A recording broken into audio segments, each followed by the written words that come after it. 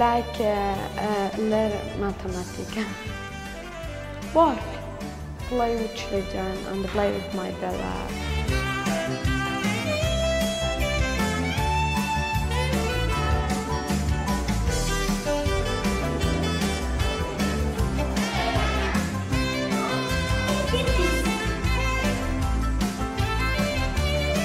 Šta se to biva u tvoju glavu?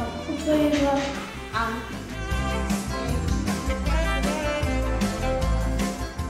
Ja nisam ni znala da pričam srpski kad sam došla u zemlju.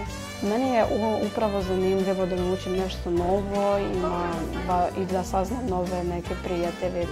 Zanimljivo jer svi radimo u timovima, tako da imamo komunikaciju između sebe.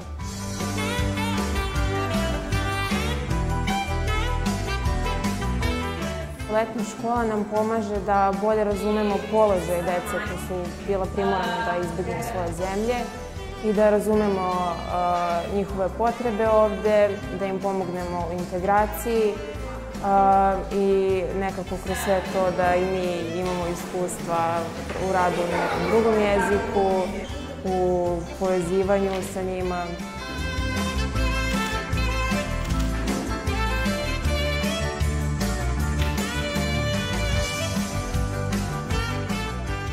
Mislim da su ovakvi projekti neophodni, da deci to neizmerno znači. Razgovaraju međusobno, stvorila su se prijateljstva.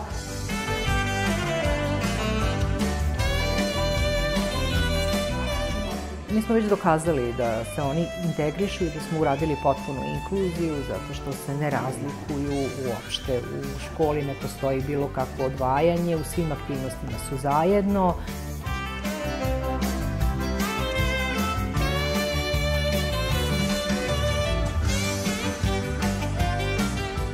Moramo stalno da radimo na rezilijentnosti svakoga od nas i sistema uopšte, škole, koja mora da bude rezilijentna na promene bilo koje vrste. I zato nam treba povećanje kapaciteta svih za nošenje sa krizom.